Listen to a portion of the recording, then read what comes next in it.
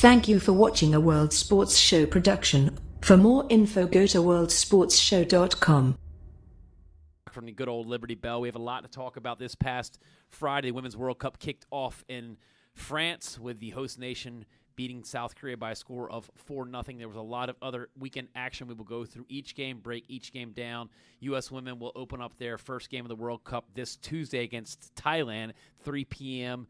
Eastern. We have also a lot to talk about. Philadelphia Lone Star picked up their second win of the season and picked up their first draw of the season over the weekend. We'll break down all of those games. We'll also break down MLS action on the local end. Philadelphia Union beat Red Bulls from New York by a score of 3-2 after being down 2-0 at halftime. So, John, there's a lot to talk about. We've only got 1 hour. Other things we've got Natalie Wilson and Erin McKinney of Lone Star FC women's team in studio here. Wilson plays midfield. Erin plays goalkeeper for us, so I don't even know where to start. Might have to take it an extra hour or so. I think we Might should. have to go to we midnight. might need to change the locks there so they won't kick us out. No, but a lot to talk about this hour. It will fly by.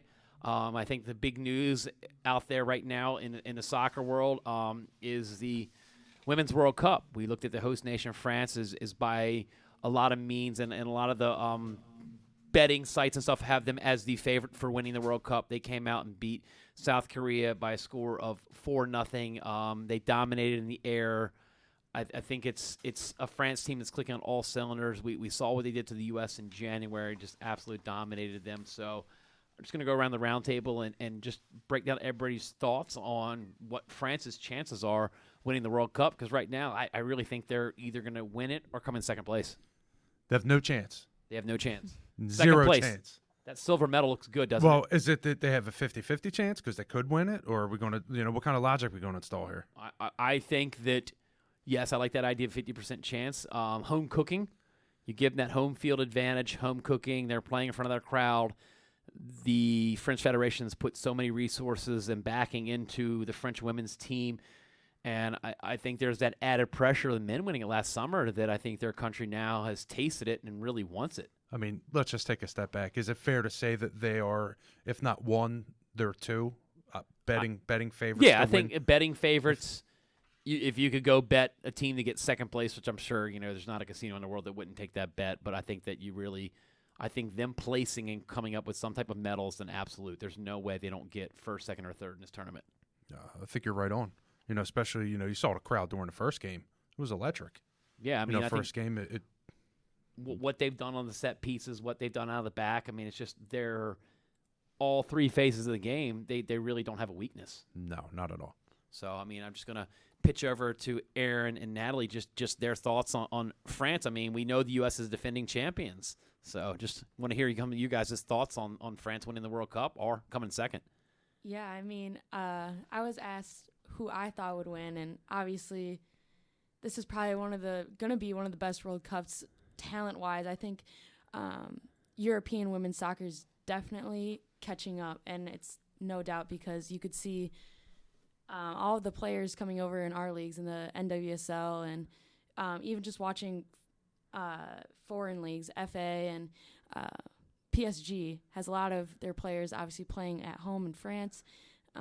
So I think that France does have a really good chance to medal. But again, you have to think of the other teams. You have U.S. coming back. Winning a World Cup twice would be something crazy. So you always have those odds stacked against you. And England is always going to be a powerhouse there. And I think those three teams are really the favorites to win. But looking at the games that were recently played yesterday, honestly, it might be surprising who wins. You never know.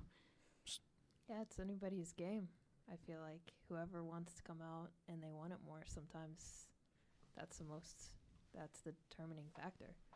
So just picking up on one thing you said about being a strong domestic club, so you got most of the French team playing for PSG. I think that's the recipe for, going far as a country. It looks like England, most of the players are Man City players. Yeah, Man City, like Arsenal, Chelsea, those are the three big women's programs in the FA that they've automatically got the chemistry where, look at the NWSL, I mean, still think the U.S. is going to win it all, but you might have 2 to 3 at the most nationally players on a single NWSL team. So, yes, we are fortunate to see them a lot, but like you said, we've seen countries like that sometimes having them all on one domestic team where they're literally together at almost like 10 to 12 months or 10 to 11 months of the year. They're living together because domestic football is really how you really develop. I mean, national team, you're coming in for camps. Right. Well, but domestic, you're literally living together, breathing together, doing 2 and 3 days, traveling together. You really know a player. So my take is once those domestic clubs or the domestic leagues want a piece of the pie and say, hey, look, PSG is doing it. I want a team in that league. And then it's going to pretty much be the domestic league is going to be like an NWSL where you're going to have 2 to 3 players instead of like a 5 or a 6. Yeah, because then you look at what we have in the United States with the allocation system that they purposely make the NWSL, so you can't just be like Portland. Portland kills it in the stands. They're always fighting for that one spot in NWSL, and you've got like with Paul Riley here in the East with Carolina that they've just been like gangbusters. But Paul Riley has more like he develops national team players and puts them up, but you just look at some of these where it is monopolized. But I do like the balance of the NWSL, so it is spread out, but domestically, it can't hurt you when those players all get together for the internationals. Yeah. I mean, the upside is they're going against each other, and you have such a small league, which is not a great thing. I'll have a 9-team league, but with a 9-team league, these players are facing each other over and over and over. So they are getting to know each other, even though they're not on the same team. They're playing against each other. So they're learning each other's tendencies together and against each other. Yeah, so that's the double edge. Like, do you want to play together as a team or do you want to play together as a team against weak competition? Yeah. So that but France, they found the way to pick it up. I mean, they're pretty much flip a coin favorite to win the World Cup at home. That's not too bad, considering 10 years ago. I think that's definitely on the up. Yeah, they've definitely turned their program around. I mean, we saw what they did a couple years ago in the She Believes. They came here. They weren't in She Believes this year, but about 2 or 3 years ago, maybe it was 3 years ago or 2 years ago, they won the She Believes, and they pretty much played USA in the third game, which was the final, and down in RFK, and they just came out and just destroyed the USA. Yep, I'm going to point they've lost some players since then. They've had a couple big players retire since then. Yeah, and we're in studio. I don't know. It's going to be tough for everybody to see, and it's tough talking about a computer screen for everybody listening at home. But France played a 4-2-2-2 on, I don't rely on the old screen of the Women's World Cup website. Yeah. But it's interesting. Like every other club there's no center midfielder, no striker. It's all split. It's pretty interesting. Wow, they just kind of stack them. I mean, it's kind know. of it looks for a lot of like almost give and goes where you can literally piggyback and jump over. That's just, they're not going to put the real formation on. That's the they old turn in coach's the trait. stat chart. It is against, It's interesting to see that with no center players, no center forward, no center mids. Right. The French just Wonder- work the wings, Yeah, or they shift together probably well. It's the old horseshoe. Line them up. Yeah. One of their key points of attack is I think she's rated up there with some of the best that are going to be at the World Cup, but I don't remember a name, but Henri she's maybe that plays on the right wing. possibly she's up top and probably I think the tallest player in the World Cup. Oh, I know that scored the 2 header goals. Yep. So yes, that name's drawn blank, but yeah, she just what can you do? Honestly, I mean, for South Korea, they had a really hard time going up against her, and I think it was 2 crosses or 2 set pieces. Set piece headers. Yep, I think that's really going to be one of their key points of attack during this whole World Cup. Yeah, using that height, using the air, and you look at those headers, they're placed away. There's hardly any goalkeepers in the world that were even going to get that save at all. It's Wendy Renard. Yeah, she's a back 6'2".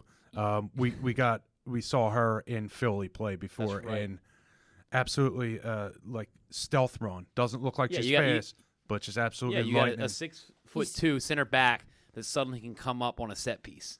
You might want to put a man on her. I'm just saying. Future reference, maybe watch the film. Maybe 2. Maybe 2. I mean, I don't know. Make her uncomfortable. I'm not saying throw an elbow. Make her uncomfortable. So we talked about that, the France game. Let's turn the page to yesterday's game on June 8th. You had Germany taking on China. Germany beats China by a score of 1-0. Spain beats South Africa by a score of 3-1.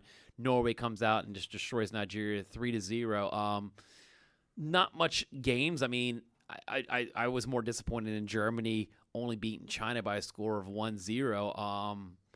Spain, I mean, that's a new, I think, force in women's football. We've seen how La Liga's really grown to support the women's game, where you're having Barcelona has their own team and they're competitive. It's just we've seen the Spanish put so much resources that I think Spain's one of these dark horse teams that you never know what could happen. I mean, U.S. played Spain earlier this year, and it was only 1-0, and people were all like, what do you mean only 1-0? It's not that the U.S. did bad. It's Spain's gotten that much better. Well, I'm going to bring it back a little bit and beg to differ on you a little bit.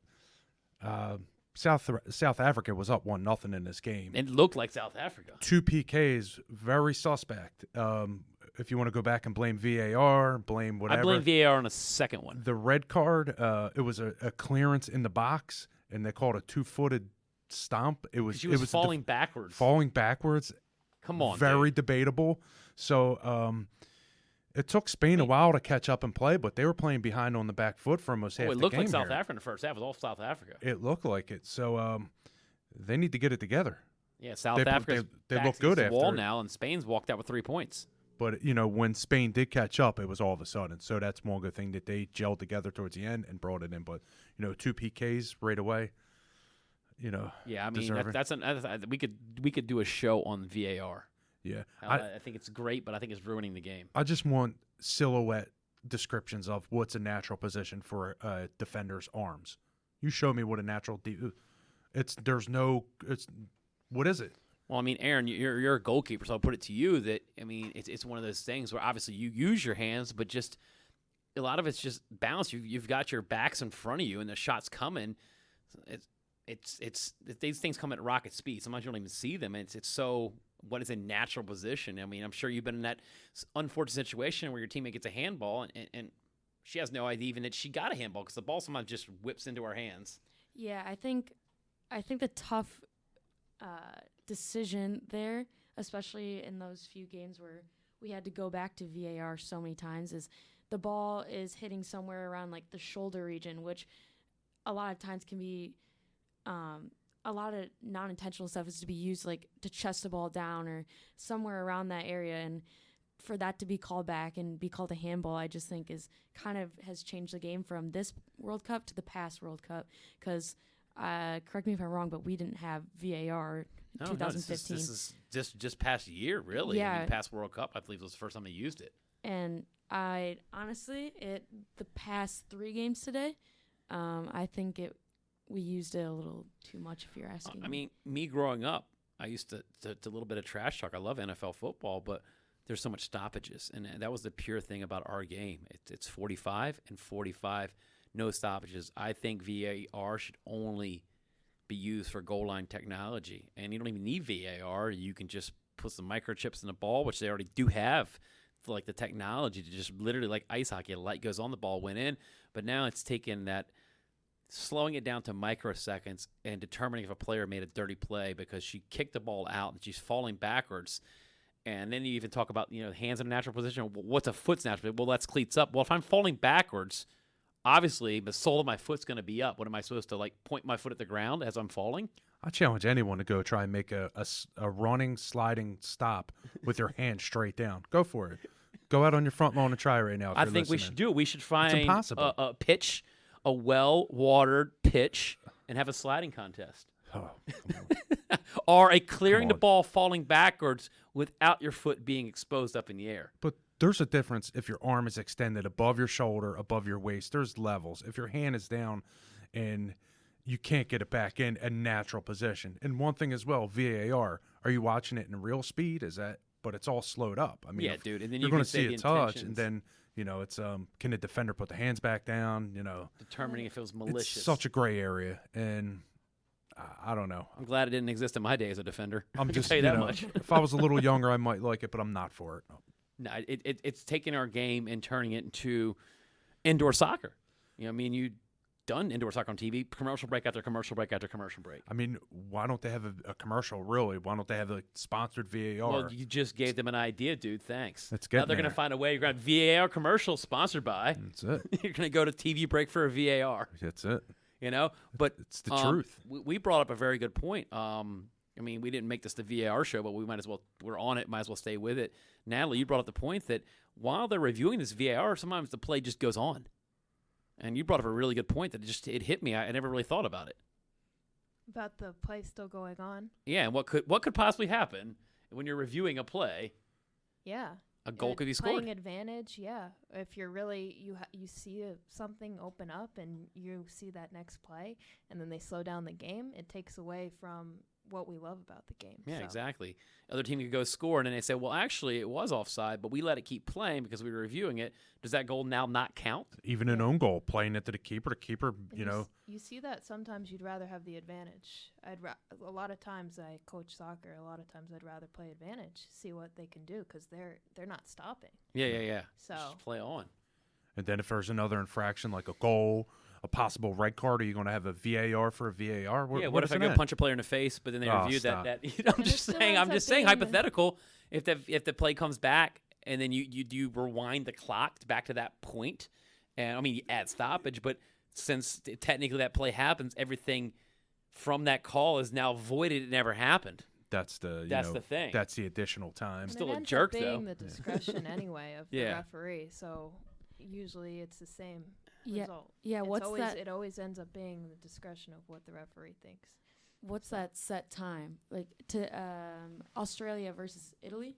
In the game we had, I think Italy was down in Australia's box, and they thought there was a handball.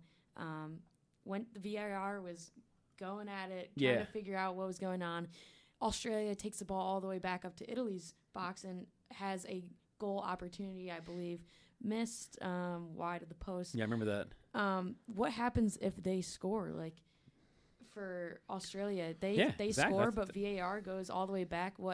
A minute and 35 seconds ago, and it's going to happen. I think it's just a matter of time. It's going to happen. They're going to have a nightmare situation because I'm going to be furious with my coach.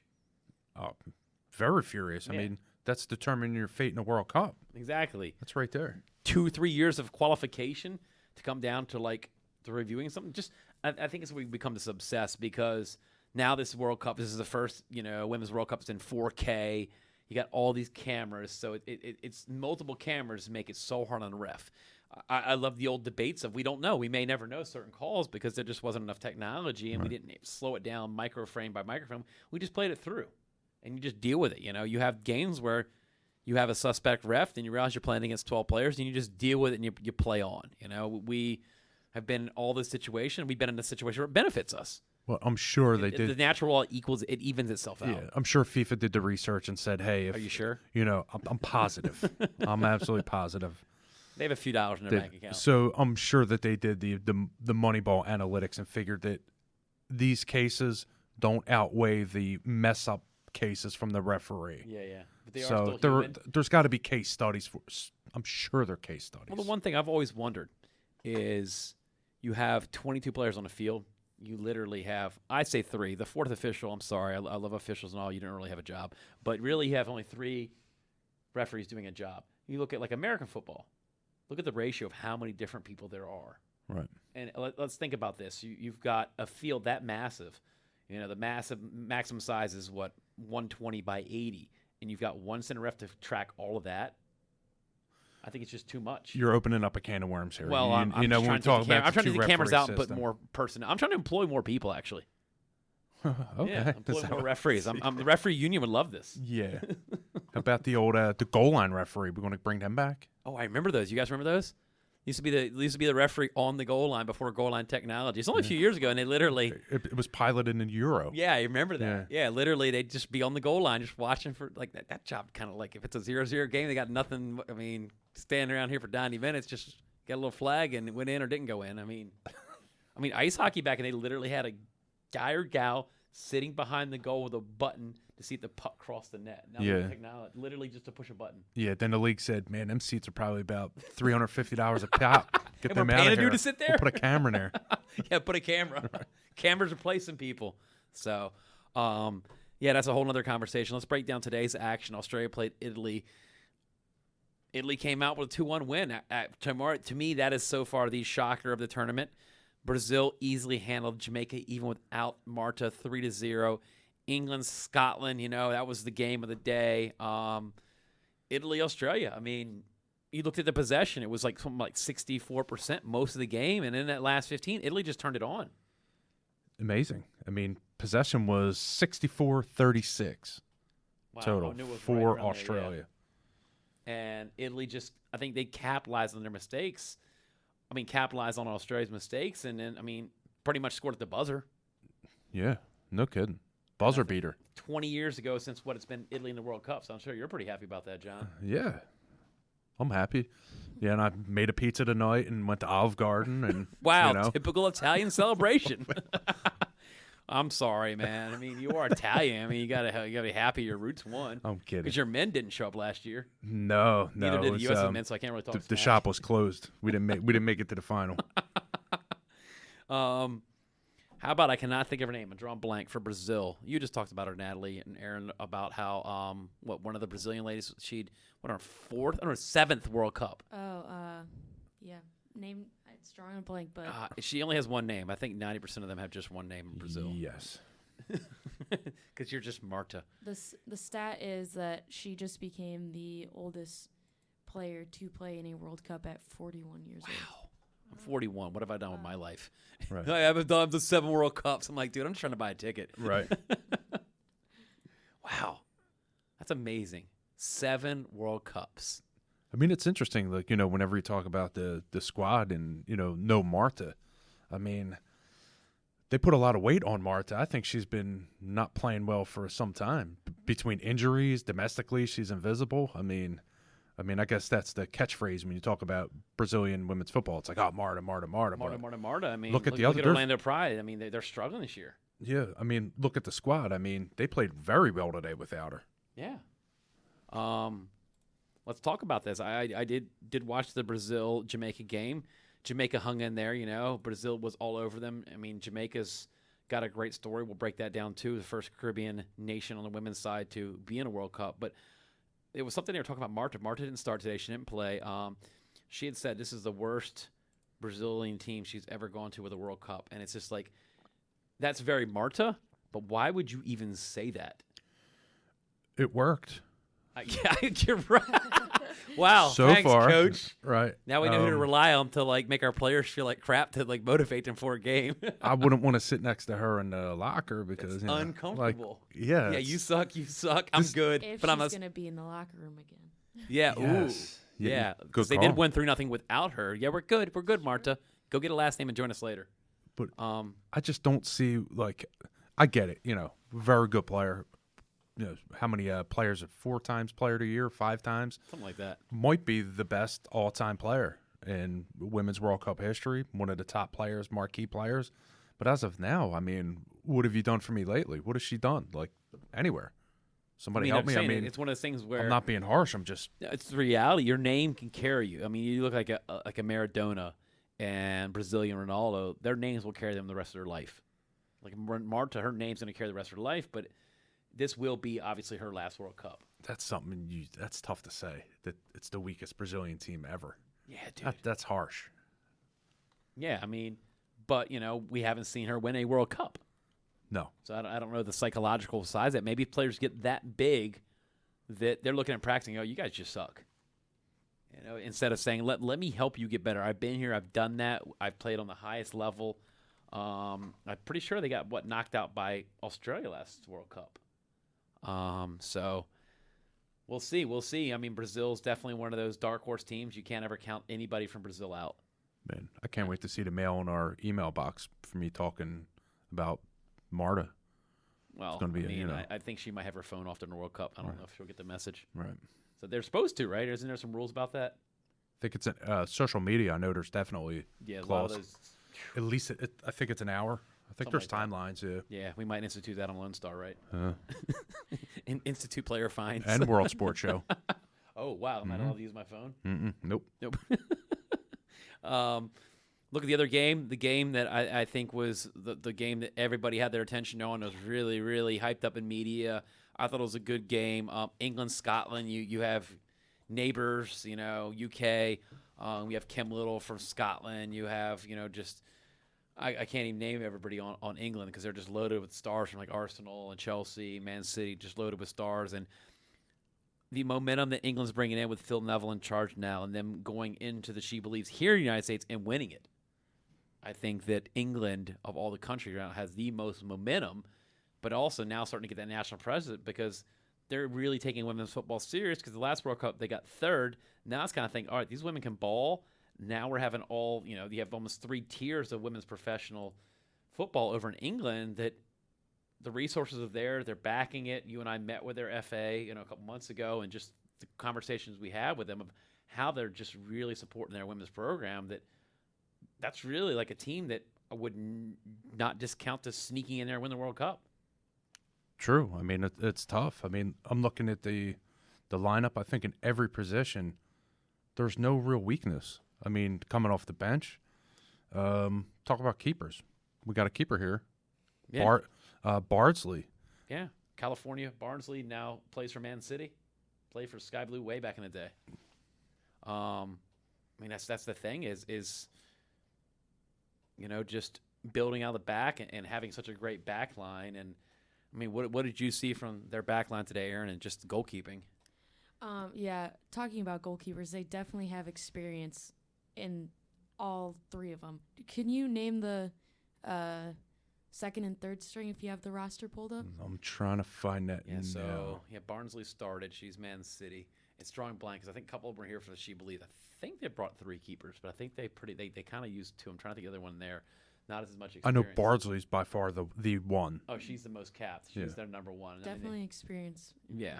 But I mean, they've got a lot of interchangeable parts there. A lot of players that can play multiple positions, and I think that it's one of the things that we talked to.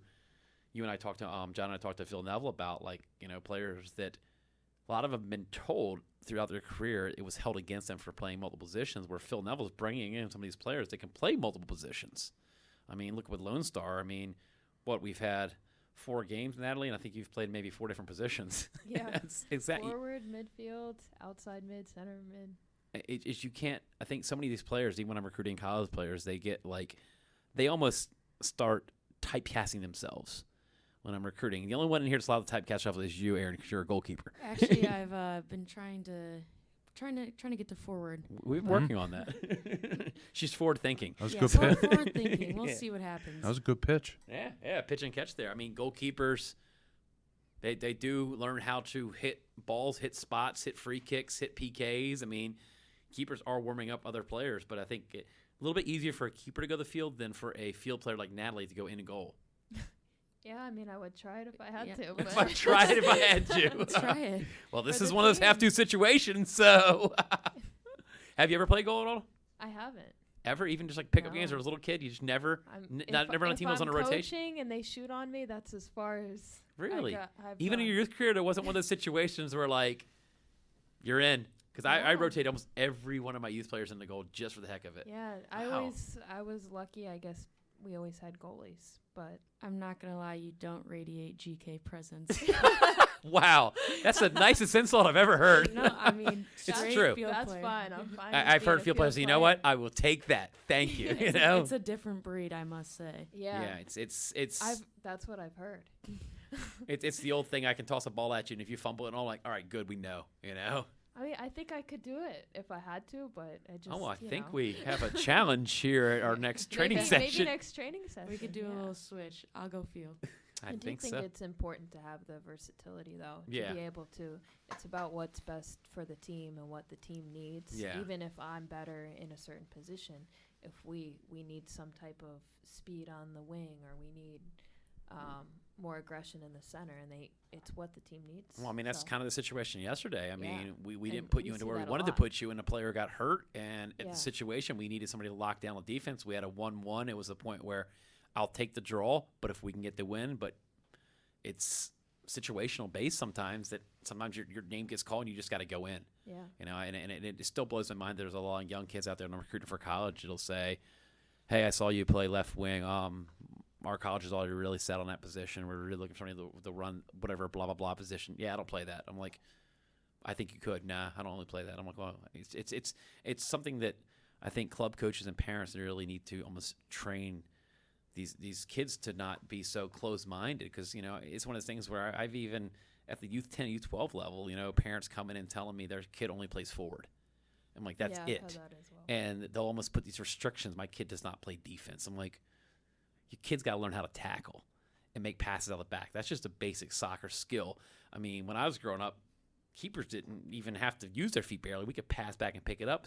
Where you, Erin, have been, you're almost demanded to you. You're part of the offense now. It's the whole recycling through that. I don't think there's a single game where you're not going to use your feet in the field of play. Of course. I've heard all different statistics about how much of the game is with feet and hands, and it all seems like it comes down to your feet are the most vital part. And as a goalkeeper, if you think about it, the ball is going to be at your foot more times if you count goal kicks, passing back. And I think if you do utilize a goalkeeper that has good feet, you can really set up great points of attack. And honestly, the rule changing that you can't pick up a pass back has helped the game grow into a more enjoyable match to watch, because when counterattacks start in the back and just building out, that just creates such a more interesting, I think, part of the game.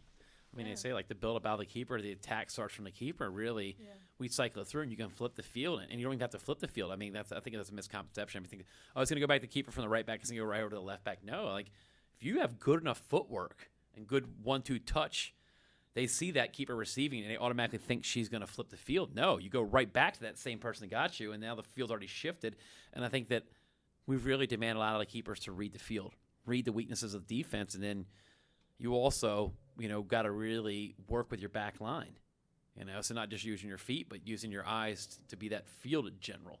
Or things even that being able to play like a good long ball. I think, was it Hensley today? Oh, yeah. Who played this long ball, and she could have assisted Brianna, or one of our forwards. Yeah. It was it was all the way down the field. Yeah.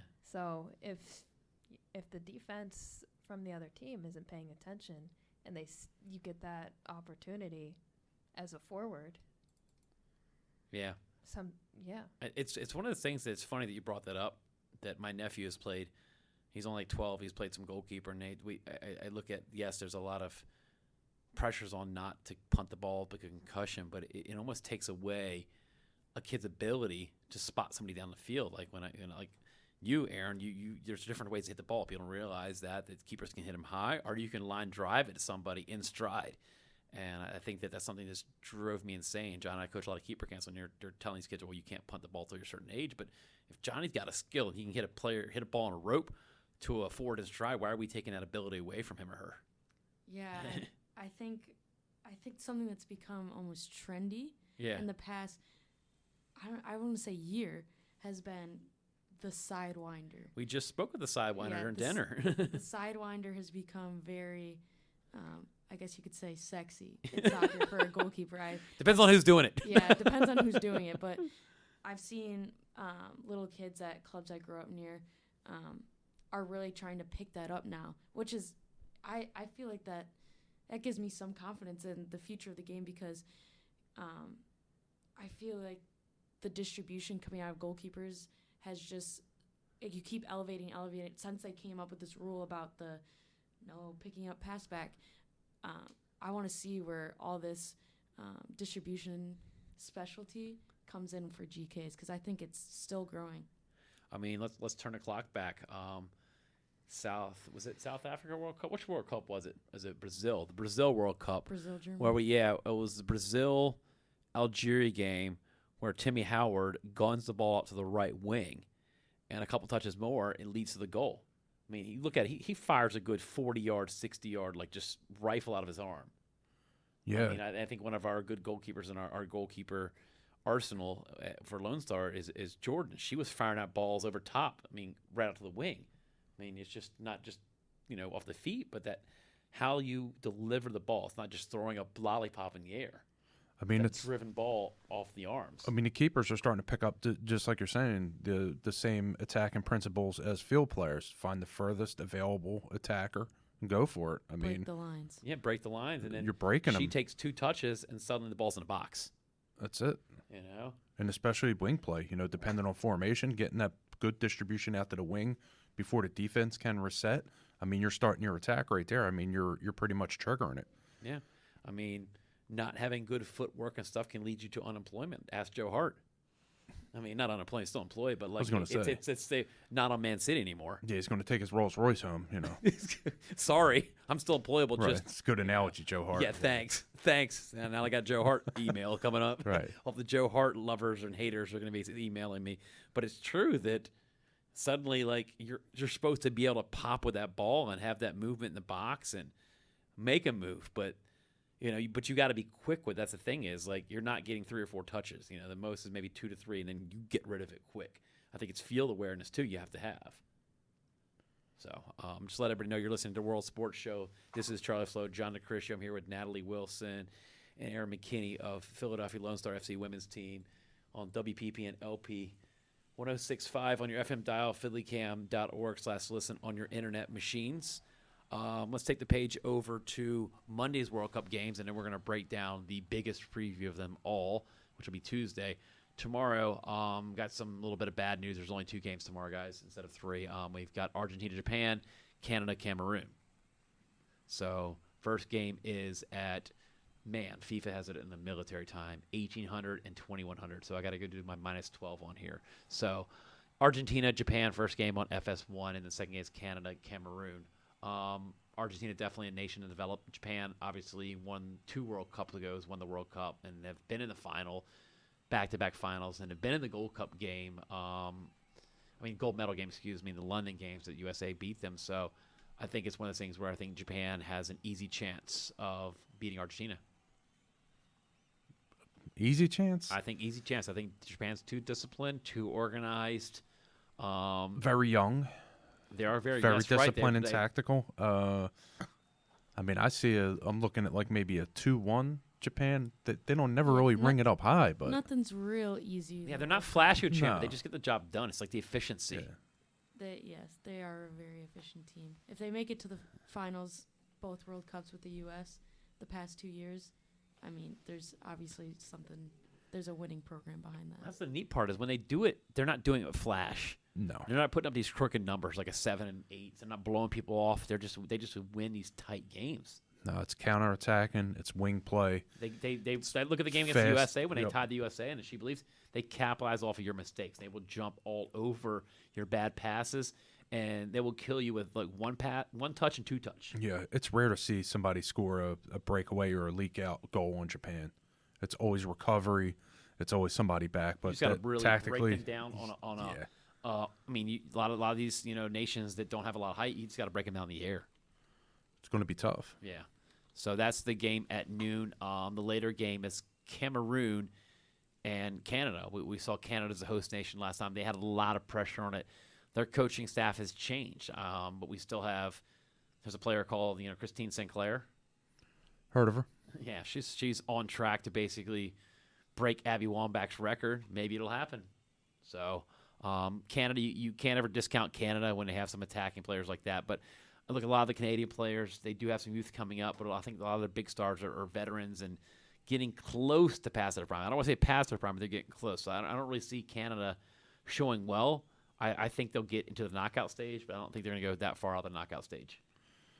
Just to give you a little odds predictor here, one of the anonymous website gave Canada 30-1 to win the cup, and they gave Cameroon 1,000 to 1 chance to win the cup. So. See, I really honestly don't know much about Cameroon. But for opening game, I think the odds are a little bit different. I think that usually I feel teams like all bets are off. Some of these opening games, it's full throttle, and if you're going to bet on an upset, and I don't care what sport you're talking about or the first game is always the way to go.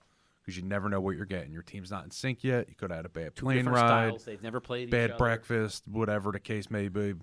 But I see competitive for at least the first half. Then, looked at South Africa. We thought South Africa was going to beat Spain. Yeah, Canada handles them no problem. Yeah, all right. 4-0. Ooh, a 4-0 Canada. Maybe a 5 spot. What are you going to buy me if you're wrong? I say it's going to be – I'm going to pull off Cameroon 1-0. All right, I'll buy you a Joe Hart baseball card, a soccer card. Baseball card. Baseball. Joe Hart Joe baseball. Hart quit soccer to play baseball. He got fired, so he had to play baseball. Can't use my feet. Might as well play baseball. I'm good with my hands, Coach. It'll be something with Joe Hart on it just for you. Something with Joe Hart. Yeah, it's a pretty common name, right? I'm sure we can find a Joe Hart in Philadelphia and have him on the show. I'm sure. We've talked about that. Just getting random people with a random famous name, just have them on the show. That's such bad media. It's great. These jerks that they have Joe Hart on. This guy clearly doesn't have an English accent. Want Pele, Some Maradona. Some dude I'm at the deli. Pele. Or I love the purist that correct me. It's Pele. Pele. Yeah, thanks, dude. Yeah, we get trashed so much on pronunciations. And just like you were saying before, this goes back. Even media guides and media pronunciations are wrong. You actually got to go and ask the player the correct pronunciation of the names. I got butchered for the entire season for Sky Blue. Pronunciation guide said one thing. I went to the player in the preseason, asked her, because I didn't think the pronunciation guide wrong. Man, I got butchered the whole entire season. I'm like, I just asked the person. You just got to go right to the player. It was one goalkeeper. His name was Forsberg. But everybody kept saying I was saying Forsberg. I'm like, no, I'm saying Forsberg. Forsberg. Remember that one? I remember Milwaukee clearly. Waves keeper. Milwaukee Waves. Wow. Yeah, so let's look at Tuesday. New Zealand, Netherlands. I mean, New Zealand, the Kiwis might be the upset nation, with Tom Sermanni. He's motivating them. You have to kind of discount some of their recent results. But Netherlands, they won the last Euros. So, I mean, I think Netherlands squeaks through on that one like a 3-2. I'm looking more like a 3-1 or maybe a Okay. 3-0.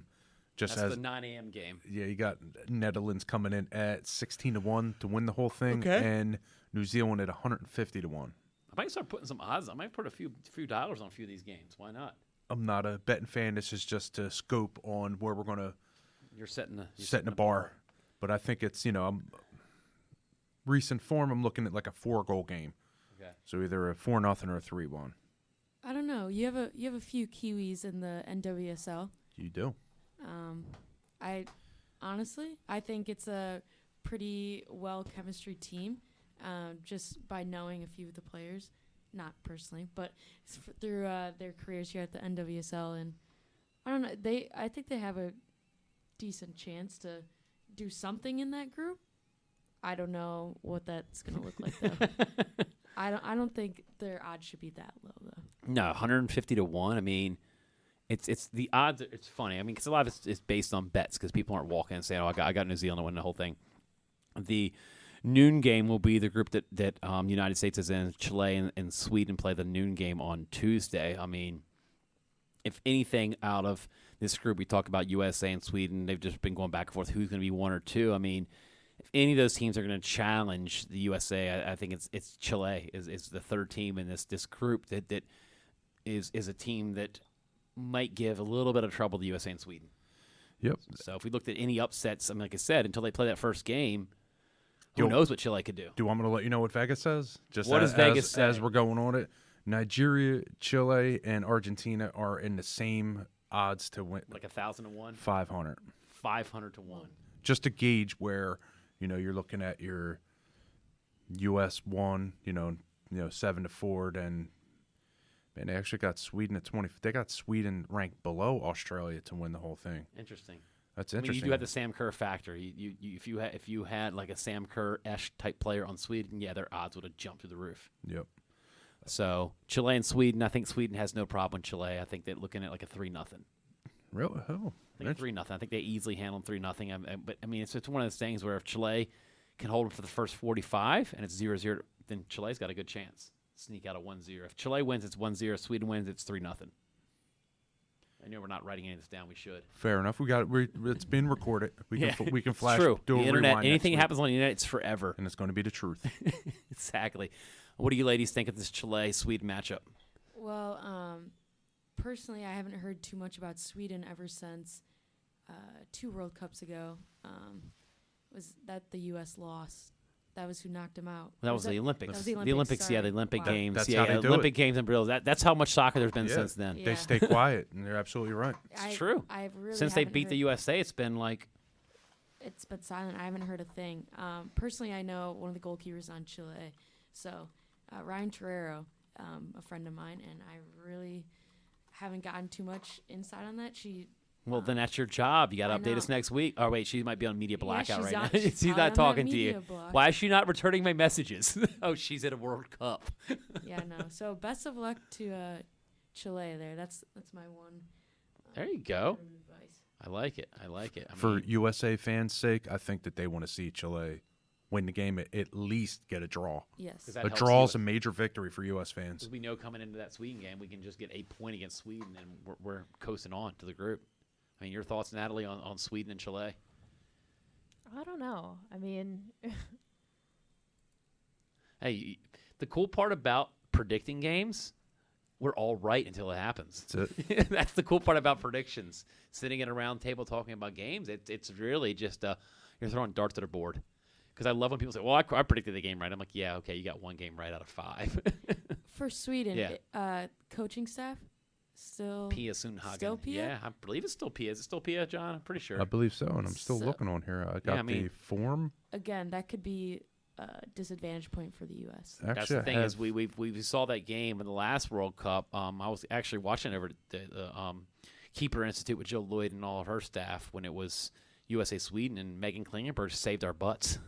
Oh, that header off the Yeah, line. header off the line. I think hit the post too or something like that. Header on the line, heads up, hits a crossbar, and the crossbar clears it for us. Thanks, crossbar. I do have. Like, try to replicate that. That should be the Megan Klingenberg challenge. Yeah, right. Pia is not the coach. It's Peter Gerhardsen. So oh wow, I feel like a moron. don't see, don't they go try, change his but coaches. don't think they're not giving the secrets. Peter who? Yeah. Giving the rest. You're going to make me repeat my pronunciation Yeah, I was again. curious. I would think you're Swedish. is a little off. Gerhardsen. Peter. Is that how you Man, say your it? accents are horrible. Peter. We just lost all of our Swedes. It sounds so German. You just did a Swedish accent. It's terrible. They all have meatballs. Right. Oh man. Speaking of meatballs, that's what I had for dinner. Right. Let's turn to page 3:00 Tuesday. Big one. We'll be having some group parties with Philadelphia Lone Star FC women's team. USA versus Thailand, 3:00, and we're getting the respect. We're on the regular Fox. We're not on one of those internet channels or one of those other channels. It's actually on regular Fox over the air. Are we getting JP Del Camera again, like we Why did on would the we not? national game? Yeah. Oh yeah, you got to get JP, probably Allie Allie Wagner, Wagner. You know, we're getting that whole like A-class staff. I believe the last time USA played Thailand, I would think it was a 9-0 to the USA. Obviously, Do we get a repeat? I mean, goal differential is I don't huge. see why it's not going to be a 7. I put 7-0. 7. 7. Hmm. Anybody else want to go around? My vote's under 9. Under 9. Taking the Keep under? it under a baker's dozen. If we're going like the over/under, Yeah. I don't think they're gonna hit the 9 again. I was at their send-off, their last one in New York, Red Bull Stadium, and I don't know if they're holding back. They're trying to keep secretive, but the attack was nothing special, if I'm being honest. It wasn't. There's It a wa- few questions that That's the thing. It's like, are they holding back and just playing like a little bit of armadillo, and then they're just going to unleash fury in the group stage? Because there's no way they don't get to the groups. Get out of the group stage. See that? I think you just got me started talking about we don't know. That's something that we scream about all the time. We don't know what's going on. Like, Jill's not going to show all her cards. no, she's not going to show the cards. But have we saw in the last 4 games pieces of, at least what line? Like, are we going to see that defensive line that we in the last 4 games? It's got to be close the too. most unpredictable part of it. I mean, there's so many plugs and chugs that they Right. can put in the midfield up top, but we've talked about it. I even asked Jill about it. The back line is everybody's concern, and even goalkeeping is concerned too. Yeah, and then Back just line, new goalkeeping. Yep. this is a new team. yes, New Yeah. team. it's a new team, and just New getting back leadership. to that tie game. They're going to be playing 10 behind the ball almost the whole game. Who, So Thailand, to, yeah. to score They'll put 12 9 behind is- the ball if they could. This is it's tough, merely impossible. 5 is reachable. 5-0, but 9. That's That's a goal every 10 wow. minutes. That's yeah. I did say 7, man. 7. Good luck. What do I you mean- think, Natalie? What's the score going to be? I'm gonna say 5. 5-0. That's Yeah. fair. You're being a little nice to Thailand. Yeah. I am. Hey, I mean, if You never that's know. if that's what it takes to get through, I mean, got to score. Well, hopefully it doesn't come down to goal differential, though. Yeah, that's the thing is Yes. what happens is that we should be walking in with 6 points. Hopefully Chile, your friend in Chile, does us a favor and Chile walks out with a 1-0 or even a 0-0 is a victory for them because like it's a matter for Thailand and Chile since you got the extra third place teams that'll be sneaking in for knockout stages, just weathering that storm, goal differential is the biggest thing, and I think at this level, my dad and I were talking about that. There's no mercy rule. You just keep scoring. But even if Chile or Thailand walk out with some type of 1-0 loss, they're both sitting in really good shape. Yes. So turn to page 2 Wednesday. That's when it starts up. Everybody's playing their second game: Nigeria and South Korea, Germany, Spain, France, Norway. Wow, that's really good timing. World Cup, I appreciate you, because the France-Norway game Wednesday at 3:00. That's good stuff. And we're all from practice. Lone Star players are not practicing, so I expect them to be at home hydrating. Yes. And watching the game. Hydrating and studying. Hydrating and studying. Yes. Studying game film on the Philly Fever, which picked up a 4-3 win over Ospreys today. Team that you tied 1-1. So, yeah. Also, Wednesday morning, Philadelphia Lone Star women's team will be on PHL 17 Morning News. So, tune in for that. I'll be down there super early from the South Philadelphia Super Site. That'll be a lot of fun. We'll be on live TV, so check that out. Germany, France. Germany, Spain. That's the noon game. Those are, on the men's side, World Cup matchups. Now we're looking at Spain being the new power of Europe, and is Germany on the downfall now? New coaching staff. They did not impress me yesterday. This is a good test right here. Pop, scored their goal. I believe it was Pop that scored their goal, right? Yeah. For Germany. So, is the Germany team not the same Germany? I think it's very similar to the men. Have they peaked, and are they still recovering, or is it going to be the same German team? I guess we're about to find out. I would have to second that. Germany did not impress me No. in the first game. However, I don't know if it was a physical thing. China did draw 17 fouls. Oh, man, you mentioned that yesterday when we were talking. Maybe not 17. It could be. No, you're higher. probably right. I do higher. remember it was a lot. It's up there. That's the point, and I think John's gonna pull up the box score, maybe. Yeah, Right? I think they may be adding on more as we speak. any number of fouls that is in that caliber, in that range, I think does take a real big toll physically, and once you're physically down on a team, it does change the tactical and technical aspects of the game as well. So we'll see how they end up against Spain. Spain was not as aggressive, I believe, as China was. So we'll see. Spain got benefited from the VAR. Yep. So it's really like I keep from forgetting how South Africa could easily won that game if calls don't go that way. So let me know your. Easily, it was, I don't know, but Spain did come on late. They were good, for a horse race coming around the last turn. They turned it on. They turned it on. South Africa was down a man, too. You got to remember that, too. They're playing down and they're playing down. Down and down. Two things going against. Some of the fouls like that and some cards they're so deflating, teams just kind of like, ugh. Yes. So just remind everybody, you listen to World Sports Show. We have 2 Philadelphia Lone Star FC women's players with us. We have Natalie Wilson and Erin McKinney. Erin McKinney plays goalkeeper for us. Natalie Wilson plays midfield. We came off a very successful weekend where we tied Dover Ospreys 1-1 in our home opener yesterday down at the South Philadelphia Super Site. And today we beat Old Dominion by a score of 5-1. So I think with goal differential points, we're tied for first, but I think on goal differential, we're now in first place. I'll have to go check the standings. So check the stats out. Pretty good weekend for us. I know we're, running out of time. We've only got about maybe 5 minutes left on the show, John. What does the internet or what does the clock say? Because I know we're trying to take the 2. We got about 6 and about a minute stoppage time. Wow. Stoppage time. Make sure you hold the minute up, though, right? You're going to hold the minute up? I'm pointing at my watch. Trusty stop. What did you say, trusty? Not for me. Yeah. Usually it's for the other team. Right. Yeah, exactly. Just one quick stats department note. It was 19 fouls for China. 19. See, they added Good 2 spot. more on, Yep. Aaron. Good gosh almighty. It's about every 3 or 4 minutes you're getting a foul, man. I think so. Wait, I'm not. Don't quote me on that math. So I did go to Drexel for engineering. Yeah, exactly. I went to Drexel. Like, don't worry, that bridge will stand up. Trust me, I'm an engineer. Trust Watch me. out, Philly I stated drivers. right. Exactly. No, it's been an adventure. We are a first year team, but we built this team to get into the playoffs. And I know you're not supposed to talk about the playoffs till you get in the playoffs, but for all intentions, that's our purpose: is play postseason football. I mean, I guess that's the purpose for, any team is look to make the playoffs and the eventual goal, like the top prize. You look to win a championship. Yeah, that right. Teams like You know, like obviously, we're an expansion team, but it's really, we've seen teams just show up and win right away. There's none of that excuse. Oh, we're a first team. We're just happy to win a game. No, dude, I'm never satisfied. It's just me as a coach, never satisfied. Even with draws, I'm kind of like, ugh.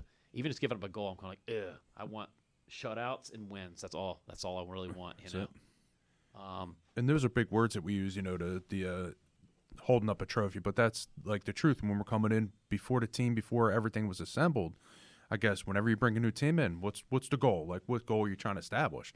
Absolutely to win everything, right? And then we go from there. I mean, that's just how it is. I mean, we're not going to say, all right, we're going to go, third place looks nice and shiny. Let's go for third. You know, we're trying to win a third of our games. Let's get bronze. Yeah, exactly. But it's just honest. I mean, unless you're not the USA in a World Cup, you might as well just shoot for silver. But yeah. You hear that, France? Right. They can't hear me. They speak French. So it was a good show. I want to personally thank Erin and Natalie. Erin came all the way in from Illinois to join this team, and great story of you just reaching out via email because you're working with Jill Lloyd. And I mean, I know we're running out of time, so I mean, what's this in a couple of minutes been for you just coming out to Philadelphia? Oh, it's been great. Philadelphia is definitely different than Chicago. I've learned that in many different cases, but basically I decided to take a month out of my summer and go train with Jill Lloyden, who hosts some of the best goalkeeper training I've ever experienced. So I think that's really important before I go off to a new college team this next semester. And You're going to be a Badger. A Badger, yes. I'll be playing for University of Wisconsin. Very excited for that.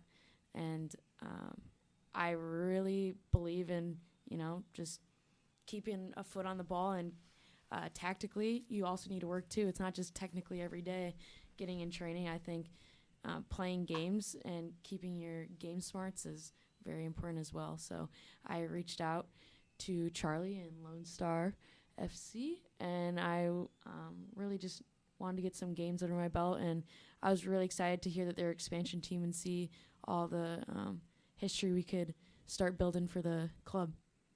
It's been great, and we only got about a minute or two left, but Natalie, you came to us because one of our good friends, Sumit Bullet, was in your D coaching license and kind of twisted your arm to try out for the team, and you made it. Yeah. I was taking a coaching course, and we had to demonstrate, and he was like, oh, there's a startup club. You have to try out. And I was like, oh, I don't know. And he pushed me to do it, and I never looked back. So. Yeah.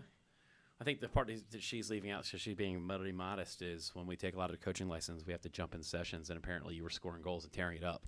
So, I mean, I was already, he already set the bar for you before the tryout, but that's crazy to think I had a couple people encourage me, so I'm really thankful that, people are encouraging me to do this. Yeah, I mean, we've all had coaches in our lives and careers telling us we can and can't do certain things, but now you have played the second highest level women's football in the United States, and both you now play in the largest league in the world. So that's something pretty cool, to really hang out there. What'd you do this summer? Just played in the largest women's league in the world. Yeah, just kicked it around just a little bit. No, and big shout out to you, Natalie, for bringing your Princeton soccer players today. They were a joy.